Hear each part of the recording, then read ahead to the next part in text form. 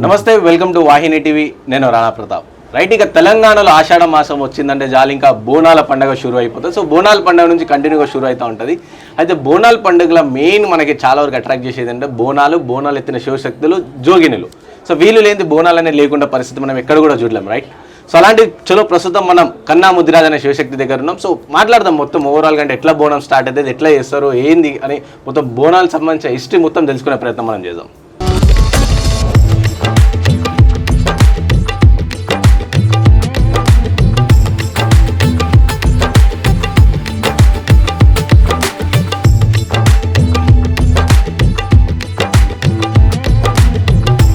బోనం అంటే శివశక్తి అంటే బోనం లాగా ఉంటుంది. సో అలాంటి శివశక్తులుగా ఎలా మారుతారు? అయితే శివశక్తులుగా ఎలా మారుతారంటే ముందుగా తెలంగాణ శివశక్తులందరికీ శరణార్థి, పెద్దల చిన్నలందరికీ శరణార్థి, యావత్ తెలంగాణ రాష్ట్ర ప్రజలకి, తెలుగు రాష్ట్ర ప్రజలందరికీ నమస్తే. బోనాల పండుగ శుభాకాంక్షలు అందరికీ, ఆషాఢ మాస బోనాల పండుగ శుభాకాంక్షలు. శివశక్తులుగా ఎలా మారుతారు అంటే మనకి చిన్నప్పటి నుంచే మాకు ఇంట్లో కులదేవతలు ఉంటారు, అమ్మవారు, గ్రామ దేవతలు, ఎల్లమ్మ కానీ, పోచమ్మ కానీ, మైసమ్మ కానీ, మాంకాలమ్మ కానీ, పెద్దమ్మ కానీ, దుర్గమ్మ కానీ, ఇలా 7 అక్క చెల్లెళ్ళు గ్రామ దేవతలు మాకు ఉంటారు. సో అట్లనే మల్లన్న స్వామి, పోతరాజు, పోతలింగడు వీళ్ళు కూడా మాకు తోడుగా ఉంటారు అన్నమాట. సో చిన్నప్పటి నుంచి, పురాతనం నుంచి మా తాత వాళ్ళ దగ్గర నుంచి కూడా మా అమ్మమ్మ వాళ్ళకి కానీ, నాయనమ్మ వాళ్ళకి కానీ దేవుళ్ళు వచ్చేది ఉంటుంది అనమాట. సో వాళ్ళకి ఎలా వచ్చిందో అమ్మవారు, ఇప్పుడు వాళ్ళు పెద్ద అయిన తర్వాత ఉండరు కాబట్టి వాళ్ళ తరఫున ఆ దేవుడు మమ్మల్ని ఆవాహన చేసుకుంటాం మీదకి, మా మీదకి వస్తుంది అనమాట. ఇక మాకు చిన్నప్పుడు అయితే కొంచెం బాధగానే ఉంటుంది, చాలా బాధలు పడే వస్తారు ప్రతి శివశక్తులు కూడా. ఎందుకంటే ఇళ్లలో యాక్సెప్ట్ చేయరు శివస్థానము, శివశక్తులు అంటే అమ్మో వీడు ఏమవుతాడో ఏం కథనో అని చెప్పేసి నలుగురు ఊర్లో పొంటే ఏమేమి అనుకుంటారు కాబట్టి భయపడతారు అనమాట, చాలా వరకు భయపడతారు. ఇక దాన్ని కూడా అన్నిటిని ఫేస్ చేసి ముందడుగు వేసుకుంటే మేము ముందుకు వస్తాం. అయితే దేవుడు వచ్చిన తర్వాత మాకేందంటే కొందరికి కొన్ని విధాలుగా కొందరు తయారవుతారు, కొందరు నార్మల్గా ఉంటారు అనమాట. ఇప్పుడు అట్లా ఇప్పుడు నేనైతే ఒక జాబ్ చేసుకుంటా, ప్రైవేట్ కంపెనీ జాబ్ చేస్తా. సో శివస్థానం ఓన్లీ దేవుడు ఉన్నప్పుడు మాత్రమే శివం అనేది నేను చేసుకుంటా. సో మీరు అన్నారు కొన్ని ప్రాబ్లమ్స్ అనేది ఫేస్ చేస్తూ ఉంటాము అయ్యేటప్పుడు అని చెప్పి శివశక్తులుగా మారేటప్పుడు. అవును. సో ఎలాంటి ప్రాబ్లమ్స్ మీరు ఫేస్ చేసింది? కన్నా ముద్దిరాజు గారు ఎలాంటి ప్రాబ్లమ్స్ ఫేస్ చేశారు? నాకు 9 yearsకే దుర్గమ్మ అమ్మవారు వచ్చారు. 9 సంవత్సరాలకి. 9 సంవత్సరాలకి అయితే వచ్చినప్పుడు మా ఇంట్లో యాక్సెప్ట్ చేయలేదు. నాకు దేవుడు వస్తుంది, నువ్వు పెద్ద అయితే ఏమైపోతావో ఏందో, పెళ్లి చేసుకుంటావో చేసుకోవో అనేసి మా అమ్మ కూడా చాలా బాధపడేది. సో అప్పటి నుంచి నేను 9 years దేవుడు వస్తే నన్ను కట్లలో వేశారు ఒక 3 years. అంటే అమ్మవారు రాకుండా పెద్ద శివశక్తులు ఉంటారు కదా, వాళ్ళ దగ్గర తీసుకెళ్ళి అమ్మవారు రాకుండా నాకు 3 years కట్లలో వేయడం జరిగింది, అమ్మవారు రాకుండా. అయితే వేస్తే మాకు అప్పుడు తిన్నీకి కూడా గతి లేకుండా అయిపోయినా మొత్తం. అంటే ఎట్లా అంటే మొత్తం బెగ్గర్ లెక్క, ఫుల్ ప్రాబ్లమ్స్ చాలా ఉండే, ఇక చెప్పుకునే ప్రాబ్లమ్స్ కూడా చాలా ఉండే. ఇక అప్పుడు తర్వాత ఇట్లనే వేరే వాళ్ళ దేవుడు వచ్చే వాళ్ళ దగ్గరికి వెళ్ళినప్పుడు వాళ్ళు ఏం చెప్పారు అంటే, అమ్మ ఇట్లా కట్లలో వేసిరు కదా, అదే ప్రాబ్లం అవుతుంది పిల్లగానికి అని చెప్పేసి అంటే సరే అని చెప్పి మరి ఏం చేయమంటారు అని మా అమ్మ వాళ్ళు ఇట్లా అడిగితే వాళ్ళు ఏం చెప్పారంటే, కట్లలో తీయించుకున్న తర్వాత ఇలా ఎప్పుడంటే అప్పుడు రాకుండా అమ్మవారితో మాట్లాడి ఎప్పుడంటే అప్పుడు రావద్దు తల్లి, మా పిల్లగాడి మీదకి పెళ్లి కావాలి, పిల్లలు కావాల్సిన పిల్లగాడు అని చెప్పి మాట్లాడి అమ్మవారిని ఒప్పించుకొని కట్టడలా తీపించడం జరిగిందనమాట నాకు.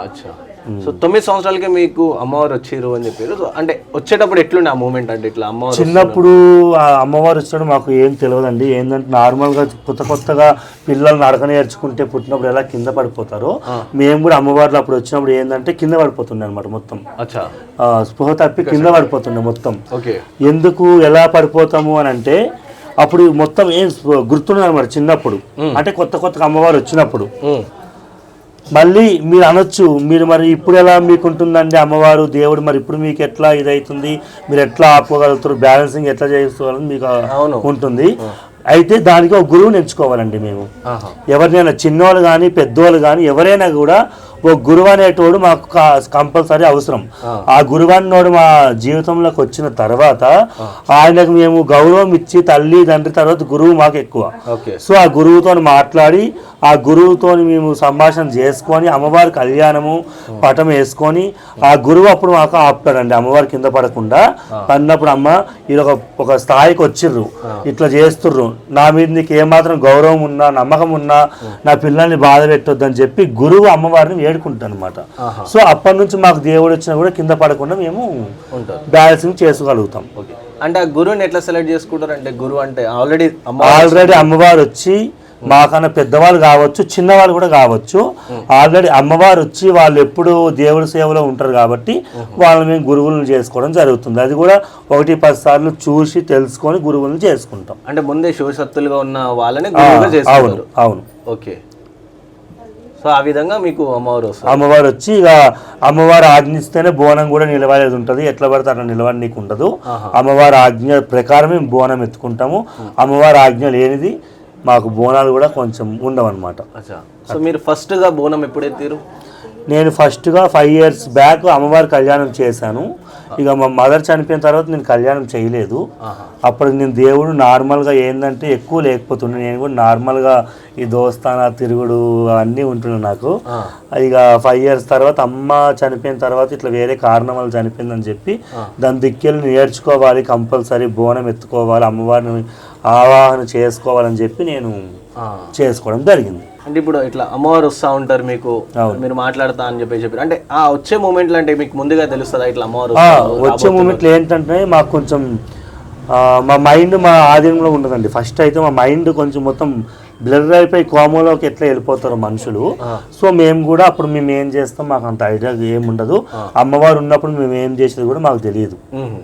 తర్వాత అమ్మవారు వెళ్ళిన తర్వాత అప్పుడు మళ్ళీ మేము నార్మల్ స్టేజ్కి వస్తాం. ఓకే. ఇట్లా అంటే మీరు మెయిన్గా ఫేస్ చేసిన అంటే అన్నారు కదా ఇంతకుముందు, అంటే మా బాబుకి కానీ అమ్మవారు వస్తే ఎట్లా ఉంటారో పెళ్ళి అవుతుందో కాదు అని చెప్పి అట్లా అట్లా ఎప్పుడు భయం వేయలేదా మీకు? అంటే ఎట్లా అమ్మవారు కానీ చిన్నప్పుడు 9 years కదా, భయం కాలే అంటే ఇట్లా అమ్మవారు వస్తుంది ఏమైపోతున్నావు అన్నాడు? నాకు ఆ భయం అయితే అమ్మవారు దయ అందరి మీద ఉండదు, కొందరి మీద ఉంటుంది. సో దాంట్లో ఒకరిని నేనని చెప్పి చాలా గర్వంగానే నేను ఫీల్ అయినా. కానీ మన జీవితం ఎట్లుంటే బ్రహ్మరాశిని రాత ఎక్కడికి పోదు. సో అమ్మవారు మనకు కూడా న్యాయం చేస్తుందని చెప్పేసి ఈ రంగంలో నేను దిగడం జరిగింది. అంటే ఇట్లా మీకు ఇట్లా అమ్మవారు వచ్చిన తర్వాత ఇట్లా మన ఫార్మాలిటీస్ ఉంటాయి, అంటే ఇట్లా ఈ పనులు చేయకూడదు, ఈ పనులు చేయాలంటే ఇట్లనే ఉండాలి నిష్టగా అని చెప్పేసి అట్లా ఉంటాయండి. మేము బోనం ఎత్తుకున్నప్పుడు ఏంటంటే అన్నం ఏం తినకుండా నిష్టతో ఉంటాము. సో ఇంకోటి ఏంటంటే మళ్ళీ మేము బోనం చేసినప్పుడు కానీ వాడిన బట్టలను ఎక్కువ వాడడం, ఇదే వాడాలని చెప్పి పక్కన పెట్టుకుంటాం. బోనము డ్రెస్ పెట్టుకుంటారు, సపరేట్ కొత్త వేసుకుంటాం. ఎప్పుడు కూడా అమ్మవారికి కొత్త వేసుకుంటాం. బోనాలు కూడా మేము మా పెద్దవాళ్ళు ఎప్పుడైతే తెచ్చి పెడతారు ఇంట్లో మట్టి కుండ కానీ ఇత్తడి కానీ రాయి కానీ స్టీల్ కానీ ఏదైనా కొత్త కుండలో అమ్మవారి బోనాలు చేస్తాం. మేము అంటే పాత కుండలేనా కొత్త కుండలా? కొత్త అండి, కొత్త. అంటే ఎవ్రీ సంవత్సరం ఇస్తారా? అట్లనే ఉండదండి, అది అట్లా ఉండదు. ఒక్కసారి తెచ్చి పెట్టుకున్నామంటే ఇక అదే ఉంటుంది ఇంకా పర్మనెంట్ గా. మరి బోనం ఇవన్నీ ఎప్పుడు నేర్చుకున్నారు మీరు? ఇవన్నీ నేను 5 years కింద దేవుడి కళ్యాణం చేశాను. సో బొడబండ నందు అనే ఆయన మా గురువు, బొడబండలో ఉంటారు. బొడబండలో మా గురువు ఉంటారు. వాళ్ళ గురువు సైదాబాద్ ఆనంద్. ఆయన మా గురువు ఇప్పటికీ శివస్థానంలోకి వచ్చి 16-17 years అవుతుంది. సో ఆయన గురువుని చేసుకోవాలని చెప్పి నేను అప్పుడులో అయితే నేను ఫేస్బుక్లో చూసిన ఫస్ట్ టైం మా గురువుని చూసి ఇట్లా బలగంపేటలో బోనాలు తీస్తాయో ఈయన కాలు మొక్కాలి, మొక్కితే మంచిదేమో మంచి జరుగుతుందేమో అని చెప్పి అప్పట్లో మనకు ఉండేది కదండి. పోతురాజు ఇట్లా కొడితే మనకు చదువు వస్తుంది, చిన్నప్పుడు అట్లా ఉంటుండే. సో చిన్నప్పుడు అట్లా ఉంటుండే అనమాట. సో అప్పటి నుంచి ఏంటంటే నేను మా గురువు అనే ఆయన్ని మంచిగా నమ్మినా అనమాట, బాగా నమ్మి చేస్తే ఇప్పటికి కూడా మా గురువు నాతో మంచిగానే ఉంటాడు. గురువు ఇట్లుంది అని చెప్తే సరే అని చెప్పేసి మాట్లాడి మంచున్నా చెడున్నా కష్టమున్నా నష్టమున్నా మా గురువు నాకు తోడ ఇప్పటిదాకా వస్తున్నాడు కూడా. అమ్మ ఇట్లా నేను బోనం ఎత్తుకోవాలనిపిస్తుంది నాకంటే సరే నాన్న అని చెప్పి బోనము మంచి చెడు అన్ని ఈ మధ్యన మాట్లాడదు బిడ్డ, బోనం మంచి చెడు అంతా నేర్పించింది కూడా ఆయననే, మా గురువే నేర్పించారు. సో అప్పటి నుంచి నేను బోనం కూడా అలవాటు చేసుకున్నా 5 years బ్యాక్ నుంచి. గురువు అని చెప్పేసి అంటే ఆ గురుకి కూడా గురువు ఉంటారు అట్లా ఉన్నారండి. వాళ్ళ గురువు సైదాబాద్ ఆనంద్ అని మా నాని అవుతుంది అనమాట. ఆమె మేము ఇట్లా నాని అమ్మ అత్త ఆ వరుసలో పిలుచుకున్నాం. ఎందుకంటే మేము బాయ్సే కానీ అమ్మవారు వచ్చినప్పుడు ఆ వరుసలో ఆ కొద్దిసేపు మాత్రమే మేము ఎప్పుడైతే కలుసుకుంటామో 1 hour 2 hours అట్లా దేవుడు వచ్చినప్పుడు అప్పుడు మాత్రం పిలుచుకుంటాం. అట్లా అక్క చెల్లి అట్లా వరుస బట్టి. ఇప్పుడు మనము ఇంట్లో ఒక తల్లికి పిల్లలు పుడతారు కదా, వాళ్ళ అన్న తమ్ములు ఎట్లా అవుతారో మేము కూడా అట్లా మగదేవుడు అంటే మనకి శివుడు కానీ మల్లన స్వామి కానీ పోతలింగడు కానీ వాళ్ళు వచ్చినప్పుడు మనము అన్న తమ్ముడిని పిలుచుకుంటాం. ఇట్లా అమ్మవార్లు వచ్చినప్పుడు మేము నార్మల్గా అక్క చెల్లెని పిలుచుకుంటాం అనమాట. అట్లా జోక్కి. మీకు దేవుడు వచ్చే టైంలో మీ ఫ్రెండ్స్తో కానీ లేకుంటే ఫ్యామిలీ మెంబర్స్తో కానీ లేకుంటే చుట్టుపక్కల వాళ్ళతో మీరు ఫేస్ చేసిన ప్రాబ్లమ్స్ ఏముంది? అంటే ఎలా అంటే ఏమైనా వివక్షకు ఎట్లా గురయ్యారా మీరు? వివక్షకు అయితే నేను ఏం గురి కాలేదండి. ఎందుకంటే నేను చిన్నప్పటి నుంచి కూడా ఒకటే మాట మీద ఉంటుండే, ఇది చెయ్యాలనుకుంటే చేసేస్తా, లేదంటే అయిపోతా. నాకు ఎవరు చెప్తే నేను మనిషిని అయితే కాదు నేను. సో ఆ విధంగా నాతో ఎవరు భయపడి ఎక్కువ అనకపోతుండే. నా వెనకాల అంటుండే చాలా అర్షిగం అవుతుండు, ఆడు ఇట్లా చీరలు కట్టుకుంటాడు, ఇట్లా జాకెట్లు వేసుకుంటాడు మాట్లాడుతున్నాను. కానీ నేను ఏ పట్టించుకోవాలి, ఇప్పటిదాకా కూడా పట్టించుకొని కూడా నేను అవన్నీ. ఎందుకంటే నా దేవుడు నా సత్యం నాకు తెలుసు కాబట్టి నేను ఎట్లా ఉంటానో అమ్మవారికి తెలుసు, నాకు తెలుసు. సో అందుకని చెప్పి నేను ఇప్పటికి కూడా అమ్మవారిని నమ్ముకుంటే ముందడుగు వేసుకుంటూ పోతున్నా. ఎక్కడ కూడా ఎదురు జరగకుండా మంచిగానే వెళ్తున్నా. మీరు ఇంకోటి ప్రైవేట్ జాబ్ చేస్తా అని చెప్పారు, ఎట్లా బ్యాలెన్స్ చేస్తారు? అంటే అటు ప్రైవేట్ జాబ్ ఇటు మళ్ళీ బోనం తీయడం, సో ఎట్లా మేనేజ్ చేస్తారు? ఇప్పుడు నేను ఇబ్బంది చాలా మంచి క్వశ్చన్ చేసింది. నాకు చాలా మంది అడుగుతారు, వాళ్ళ గురించి కూడా చెప్తాను ఈ మాట. నేను ఒకవేళ నాకు జాబ్ ఉంది సండే మన ఏంటంటే హైదరాబాద్లో చాలా మంది సండే రోజు తీస్తారు బోనాలు, ఎందుకంటే అందరికి ఫ్రీగా ఉంటారని చెప్పేసి. సో నాకు సండే వీక్ ఆఫ్ ఉంటుంది, ఆ రోజు మేనేజ్ చేసుకుంటాను. ఇంకోటి బోనం ఉంటే మనకు చాలా వరకు కూడా బోనాలు సాయంత్రం పూట మాత్రమే తీస్తారు, పొద్దున పూట తీయరు. కాబట్టి నేను మార్నింగ్ 6కి ఆఫీస్కి వెళ్ళి 2:30కి ఆఫీస్ అయిపోతుంది. తర్వాత ఇంటికి వచ్చి ఫ్రెష్ అప్ అయిన బోనం మీద అవన్నీ తీసుకెళ్ళి మళ్ళీ 6 వరకు అట్లా రెడీ చేసుకొని అప్పుడు బోనం ఎత్తుకుంటాం. సో కొంతమంది పొద్దున పూట కూడా తీస్తారు కదా బోనాలు, అంటే మనం ఎక్కడైనా చూసుకుంటే అంటే మీరు సాయంత్రం పూట మీరు తీస్తారు, సో పొద్దున పూట కూడా తీస్తారు కదా. పొద్దున పూట తీసేది ఉంది అని అంటే అప్పుడు నేను ఏం చేస్తానంటే లీవ్ పెట్టేసుకుంటా. మా ఆఫీస్లో సార్ ఇట్లా నాకు ఇట్లా బోనం, మా ఆఫీస్లో తెలుసు, మా సార్ వాళ్ళకి కూడా సపోర్ట్ చేస్తారు. నాకు మా ఆఫీస్లో కూడా చాలా సపోర్ట్ చేస్తారు. సార్ ఇట్లా ఉంది సార్, ఒకరోజు లీవ్ పెట్టుకుంటా అంటే సరే అని చెప్పి అంటారు. ఈ ఆషాఢంలో ఇప్పటిదాకా 4 లీవ్స్ పెట్టినా నేను. ఓకే. సో ఇట్లా బోనం చేసిన నుంచి ఏమన్నా చేంజెస్ ఎలాగ అనిపించింది? చాలా వచ్చినాయండి. ఒకప్పుడు తిండికి కూడా గతి లేకుండా ఉంటుండే హైదరాబాద్లో. మేము అసలు మాది వచ్చేసి ఇక్కడ కాదు, మాది వచ్చేసి ఒరిస్సా. ఓకే, ఒరిస్సా బోర్డర్ మాది. అక్కడ ఉంటే అమ్మవారికి మ్యారేజ్ అయినాక ఇక్కడికి వచ్చేసారు అనమాట. వచ్చినాక నేను పుట్టి పెరిగిందంతా ముసాపేటలోనే పుట్టి పెరిగిన కాబట్టి నాకు ఇక్కడ మొత్తం అంత అలవాటు. అప్పటి నుంచి నాకు అమ్మవారు వచ్చేది అనమాట. ఇట్లా డోల్స్ అప్పుడు బోనాలు వెళ్ళినప్పుడు చేసినప్పుడు ఇక వస్తే ఇక మా వాళ్ళు భయపడి ఇట్లా కట్లలు వేసారు. ఫస్ట్ టైం మీకు డోల్స్ అప్పుడు విన్నప్పుడు వచ్చింది నాకు అమ్మవారు. నేను అప్పుడు భవానీ మాల వేస్తుండే అండి, 1 year ఒకసారి భవానీ మాల నవరాత్రుల్లో వేస్తుండే. సో ఆ విధంగా నాకు దుర్గాదేవి అమ్మవారు వచ్చారు. ఎప్పుడైనా అనిపించిందా మీకు ఇట్లా నాకు అమ్మవారు వస్తుందేమో? అంటే చిన్నప్పుడు 9 years కన్నా ముందు అట్లా అమ్మవారు? నాకు అట్లా లేకుండా అమ్మవారు వచ్చిన తర్వాత కూడా నేను 5 years కూడా దోస్తులు కొట్లాటలు ఇవే తిరుగుతుండే, పంచాయతీలు. రోజు మా అమ్మ భయపడుతుండే, ఏమవుతుంది నేను కొట్లాట పెట్టుకుంటాడా ఏంది అనేసి. రోజు మా అమ్మ ఆఫీస్కి వెళ్ళి, అమ్మ కూడా ఈనాడులో జాబ్ చేసేది. సో అమ్మ కూడా భయపడేది, కొట్లాట వస్తాడా ఏందా ఇంటికి అని చెప్పి చాలా భయపడుతుంది. సో ఇంకా నార్మల్ టైంలో ఇప్పుడు బోనాలు ఉన్నాయి కాబట్టి సో బోనాలు చేస్తూ ఉంటారు. సో నార్మల్ టైంలో ఎలా ఉంటుంది అంటే నార్మల్ టైంలో కూడా అమ్మవారు వచ్చినప్పుడు అట్లా పీట మీద కూర్చుంటా అని చెప్పి మీరు లాస్ట్ టైం కలిసినప్పుడు, సో అది ఎలా ఉంటుంది పద్ధతి? అది పద్ధతి ఏముంటుంది అంటే నేను శుక్రవారం పూట ఈవినింగ్ 6:30, 7కి అట్లా కూర్చుంటా పీట. సాయంత్రం ఇక నా అక్కడికి వచ్చే వాళ్ళు వస్తుంటారు వెళ్తుంటారు, చూస్తాను. సో అమ్మవారు మీలో వస్తే వాళ్ళ బాధలు ఏమంటే అట్లా 1 hour 2 hours అట్లా పీట మీద కూర్చున్నంత సేపు ఇట్లుందని చెప్తే దాన్ని బట్టి చూసి పరిష్కారం చెప్తా. అమ్మ ఇట్లా కాదు ఇట్లా చేసుకున్నాని అమ్మవారు వచ్చినప్పుడు అమ్మవారు చెప్తే అట్లా చేసుకుంటారు భక్తులు. అంటే దానికి ఏమైనా పేమెంట్ అట్లా ఏమైనా ఉంటుంది? నేనైతే ఇప్పటిదాకా పేమెంట్ ఏమి తీసుకోలేదు. వాళ్ళు 10 రూపాయలు పెట్టినా యాక్సెప్ట్ చేస్తా, 20 రూపాయలు పెట్టినా యాక్సెప్ట్ చేస్తా, పెట్టకుండా కూడా యాక్సెప్ట్ చేస్తా. ఎందుకంటే ఒక బాధుని అందరికి వస్తారు కాబట్టి, అమ్మవారు మనకి ఇట్లా నడుచుకోబిడ్డని చూపించింది కాబట్టి అదంతా ఆమెకే వదిలేస్తాయి. ఒక 2 hours మనం నమ్ముకుని వచ్చిన వాళ్ళకి ఒక 2 hours చెప్పడంలో మనకి ఏం తెలియదు కదా అట్లా. సో ఎవ్రీ ఫ్రైడే సాయంత్రం కూర్చుంటా. నాకు దుర్గమ్మ మైసమ్మ ఇద్దరు వస్తారు. నాకు అమ్మవారు వచ్చిన తర్వాత 5 yearsకే మైసమ్మ కూడా వచ్చింది. నేను పటం వేసిన తర్వాత ఫస్ట్ దేవుడి కళ్యాణం ఏడుపాయలలో చేశాను. సో అప్పుడు అమ్మవారు ఒక్క దుర్గమ్మనే ఉంటుండే, తర్వాత ఆమెకు తోడు బిడారి మైసమ్మ నాకు వచ్చిందనమాట. ఇప్పుడు నేను ఇద్దరు అమ్మవారిని కొలుచుకుంటాను, మైసమ్మని కొలుస్తా, దుర్గమ్మని కొలుస్తా, ఇద్దరిని కొలుస్తాను.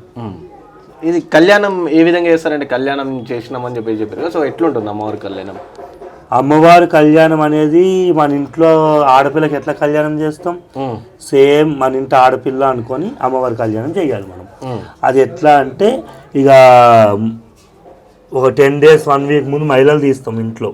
అంటే మహిళలు తీస్తా అంటే ఇంట్లో అంటూ అవన్నీ ఉంటాయి కాబట్టి ఒగ్గు పూజారులు ఒగ్గు వాళ్ళు వస్తారు, వాళ్ళు వచ్చి మహిళలు తీస్తారు. ఇంటి అమ్మవారిని మహిళ పటం వేసేసి దాంట్లో కూర్చోబెట్టి కొత్త విగ్రహం కానీ పాతది కానీ కూర్చోబెట్టి అమ్మవారిని దాంట్లో కూర్చోబెట్టి ఆవాహన చేసి అమ్మవారి కథ చెప్పుకుంటూ మహిళలు తీస్తారు అనమాట. ఇల్లు మొత్తం మహిళల వాయి మబ్బులు వాయి అనుకుంటా ఇల్లు మొత్తం శుద్ధి చేస్తారు అనమాట. చేసి వాళ్ళు వెళ్ళినాక ఆ 1 week 10 daysలో మనం సున్నాలు వేసుకున్నాడు, జాజు పెట్టుకున్నాడు, కొత్త పెట్టుకున్నాడు అన్నీ చేసుకుంటాం. చేసుకున్నాక ఇక దేవుడి కళ్యాణం రోజు 2 రోజుల పండుగ ఉంటుంది అనమాట. ఆ 2 days పండుగ ఏంటంటే ముందు రోజు గంగ బోనాలు తీస్తాం మేము. గంగ బోనాలు పుట్ట బోనాలు అప్పుడు కూడా మీరే తీస్తారా? అప్పుడు మేమే తీస్తాం. గంగ బోనాలు తీసినప్పుడు పుట్ట బోనాలు తీసినప్పుడు ఒక 5 బోనాలు 4 బోనాలు వెళ్తాయి. గంగమ్మకి 2 బోనాలు తీస్తాము.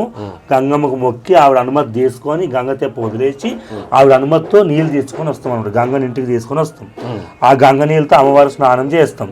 అదే విధంగా మళ్ళీ పుట్ట బంగారం ఏంటి అని అంటే పుట్ట బంగారంది చాలా ప్రత్యేకత ఉంటుంది. అంటే అదే అమ్మవారి గద్దె, మనం వేసే బంగారు గద్దె. పుట్ట బంగారం అంటేనే బంగారము, మనం వేసే గద్దె అమ్మవారు దాని మీద కొలవై ఉంటారు అనమాట పుట్ట బంగారం. ఆ పుట్టకు కూడా 2 బోనాలు తీసి అమ్మవారు ఆజ్ఞ తీసుకొని నాగమ్మ తల్లి ఆజ్ఞ తీసుకొని వస్తాం అనమాట. తీసుకొని వచ్చి ఆ నైట్ ఇంకా అమ్మవారిని ఉయ్యాలు ఊపేసి పడుకోబెడతాము. పొద్దున మళ్ళీ అమ్మవారిని నిద్ర లేపి పంచామృతాలతో అభిషేకం చేసి అమ్మవారిని పెళ్లి కూతురు చేస్తాము. సో మనం ఇప్పుడు అమ్మవారు అందరికి కత్తితో భాషింగం చేస్తారు. ఎల్లమ్మ తల్లికి ఒక్క ఆమెకి ఏంటంటే త్రిశూలంతో చేస్తారు. అందరికి కత్తితో భాషింగం ఉంటుంది. ఆ కత్తిని అబ్బాయి లెక్క అమ్మాయి విగ్రహాన్ని 2 కలిపి మంచిగా పెళ్లి కూతురు పెళ్లి కూడా రెడీ చేసి బాజా భజంత్రీలతో అమ్మవారి కళ్యాణం జరిపిస్తారు ఒక పూజారులు. ఓకే, మన చేంజెస్ అనిపించిన కల్చర్ అంటే మీ తాత వాళ్ళు ఉన్న టైం నుంచి మళ్ళీ ఇప్పటికీ అంటే చాలా వరకు జనరేషన్స్ చేంజ్ అవుతా ఉన్నాయి కదా, సో అప్పుడు కూడా సేమ్ ఇట్లనే ఉంటుండే, అప్పుడు ఏమైనా డిఫరెంట్గా ఉంటుండే? తాత వాళ్ళ అప్పుడు చేంజ్ వేరే ఉంటుండే అండి. అప్పుడు ఎలా ఉంటుండే అంటే ఒక ఊరికి ఒకలో 2 శివశక్తులు ఉంటుండే. ఊరికి ఒకలో 2 అంతే. ఏదైనా కష్టం వస్తే వాళ్ళ దగ్గరికి వెళ్ళి చెప్పించుకునేవాళ్ళు. ఇప్పుడు ఏంటంటే ప్రతి ఒక్కళ్ళు ఇంట్లో దేవుడు ఉండేది, కానీ అప్పుడు వాళ్ళు బయట పడలేదన్నమాట. బయట పడితే ఎట్లుంటది ఏందని భయపడి బయట పడలేదు.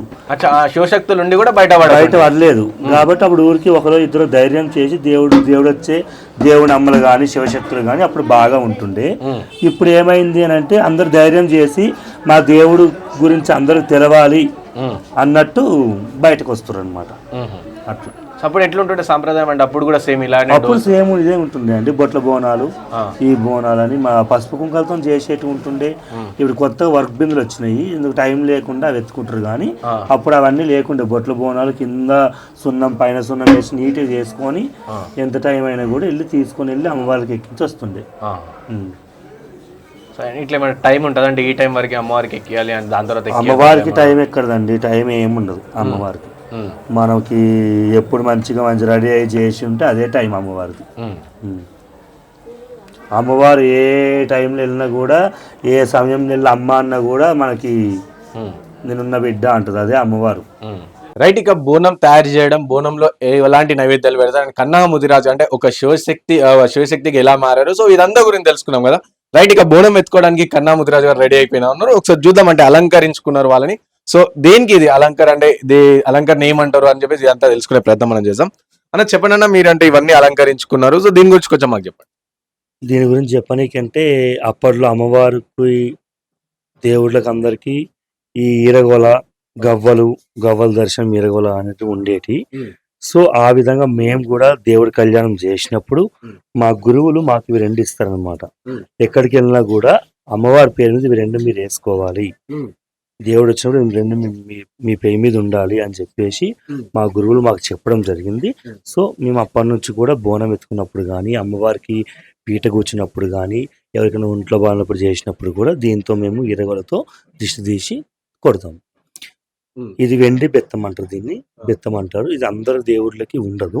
సో కొందరు దేవుళ్ళకి ఉంటుంది. నరసింహస్వామికి, పోచమ్మ తల్లికి, నాకు తెలిసినంత వరకు దుర్గమ్మ తల్లికి అట్లా ఉంటుంది. కాబట్టి నాకు దుర్గమ్మ వస్తారు కాబట్టి సో నేను అందుకని చెప్పేసి బెత్తం అమ్మవారి పేరు మీద ఇవ్వండి. దుర్గమ్మ విగ్రహం ఇది. సో అమ్మవారి పేరు మీద నేను చేసుకుంటాను. ఇది ఈరగోలు అన్నారు కదా, అది ఎట్లా తయారైతుంది అంటే అమ్మవారి దగ్గర ఉంటుంది కదా, సో ఏమైనా తయారు చేయడం కానీ అట్లా ఏమైనా ఉంటుంది? ఈరగొల్ల అంటే తయారు చేసే వాళ్ళు ఉంటారు. సో ఇది ఎక్కువ ఈరగొల్ల యూజ్ చేసేది ఎవరంటే పోతలింగడు. అమ్మవార్లకి మా 108 మంది అక్క చెల్లెళ్ళకి కూడా ఈయన తమ్ముడు. ఆయన చేతిలో ఉంటుంది. సో ఒక చరిత్ర ప్రకారం అమ్మవారికి ఇది పోతలింగడు ఇచ్చినట్టు ఆనవాళ్ళు ఉన్నాయి. చరిత్ర నాకు తెలియదు. సో అందుకని నేను అప్పుడు మాకు గురువు ఇచ్చింది కాబట్టి నేను కూడా సరే అని చెప్పేసి ఎక్కడికి వెళ్ళినా కూడా దీన్ని యూజ్ చేయడం జరుగుతుంది. ఇది కూడా దీన్ని అమ్మవారి బండారు సంచి అంటారు. దీంట్లో మేము బండారు, నిమ్మకాయలు, పసుపు వేసుకొని పెట్టుకుంటాం, యూజ్ చేస్తాం. ఇంకోటి బోనం టైంలో అంటే ఒగ్గు డోల్ కావచ్చు, లేకుంటే బ్యాండ్ కావచ్చు, ఇలాంటి రకరకాల అన్ని చూస్తూ ఉంటారు. సో దీని గురించి అంటే కంపల్సరీ ఈ సప్పుడు ఉంటేనే అమ్మవారు వస్తారు అన్నట్టు అట్లా ఏమైనా ఉంటుందా? కంపల్సరీ అమ్మవారు వచ్చేది సప్పుడుకి. ఎక్కువ శాతం అంటే అమ్మవారికి సప్పుడు అంటే చాలా ఇష్టం కాబట్టి ఒగ్గుడోలే కావచ్చు, మన డుప్పులోలే కావచ్చు, బైన్లోలే కావచ్చు, పంబలోలే కావచ్చు, మాదిగ డప్పులు. మెయిన్గా మాదిగ డప్పులు ఏంటంటే పోచమ్మ తల్లికి చాలా ప్రీతి. మాదిగ డప్పు ఉంటేనే పోచమ్మ తల్లి బయటికి కదులుతుంది అనమాట. సో ప్రతి ఒక్కరు కూడా అమ్మవారికి డప్పుతో నైవేద్యాలతో తీసుకెళ్ళి సంతోషంగా సంవత్సరానికి ఒకసారి చేసి అమ్మ మా పిల్ల జలని పాడి పంటలు అందరినీ చల్లగా కాపాడు తల్లి అని చెప్పి అందరం కలిసికట్టుగా చేసుకునే పండుగని బోనాల పండుగ అంటారు.